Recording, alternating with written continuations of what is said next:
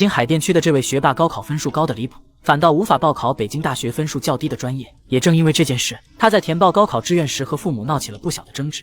就是因为我二模考620多，然后650就能够上去历史的。但是我妈对我的期望呢，要到680去考历史，再考历史呢，我觉得爸妈可不干。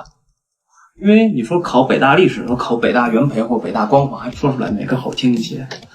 众人起初以为他只是爱凡尔赛，殊不知他的高中让老师又头疼又佩服。小周刚入北京11学校时，因不满刻板军训制度，给校长写了万字建议书，迫使学校召开专项会议整改军训。而且今天上午开了一上午会，校委员们就研究你们的这个报告。小周很清楚，只靠一篇书面题很难真正推动改变，于是他在校大会上主动站出来，直面校领导展开公开辩论。趋乐避苦是人性，您对这点怎么看？天生的，就是吧？那么，如果公共意志和人性相违背呢？我该遵从谁的看法？他言辞犀利，逻辑缜密，每一个论据都扎实有力。一番辩论下来，校领导们被说得哑口无言。在他的据理力争下，学校最终取消初中军训，并缩减高中军训2天。然后后来是把初中的军训给取消了，然后高中的军训砍了2天。军训制度的整改刚落地没多久，他又牵头组建学生内阁，收集学生意见，持续向校方反馈问题，推动整改，为全校学生争取到了不少权益。他成功推动食堂下调物价，让同学们吃得更实惠，还为不少学生新增了自习资源，解决了自习位紧张的问题，甚至推动学校解除了对校园恋爱的处罚，给予学生更多理解与尊重，打破校大家对学生的固有认知。这个学生，我的学生非常厉害，他能改变11学校食堂的价格，绝对非常厉害。服了。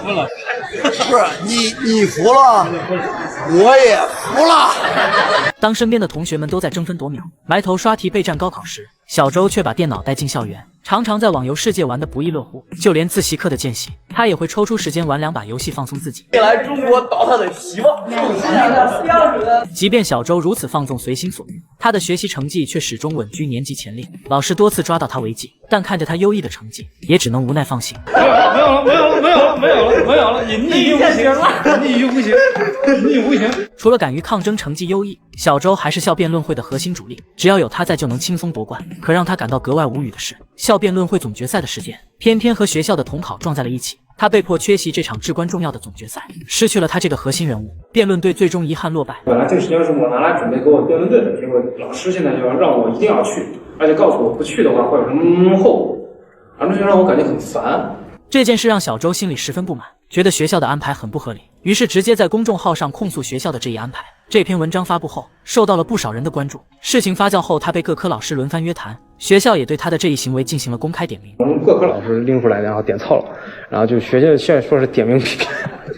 但小周对此却毫不在意，因为这种为自己为同学争取权益的抗争，对他来说早已是家常便饭。他当时最大的烦恼是考试发挥的太好，导致父母不让他报北大历史系。那现在尤其到考试前，早上一睁眼就跟欠了别人钱一样。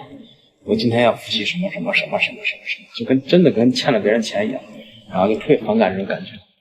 可临近高考，小周却突然收敛了锋芒。他表面顺从以北大金融为目标，可有意思的是，他最后在高考中却意外发挥失利，分数刚好到达北大历史系。高考考得很差，但是就进了北大了。我父母不太喜欢我，不希望我学历史，一定程度上堵上他们的嘴了吗？从他最后那得意的笑声里，不难看出这场看似的失利，其实是他精心策划的精准控分，也是他留给青春最后的叛逆。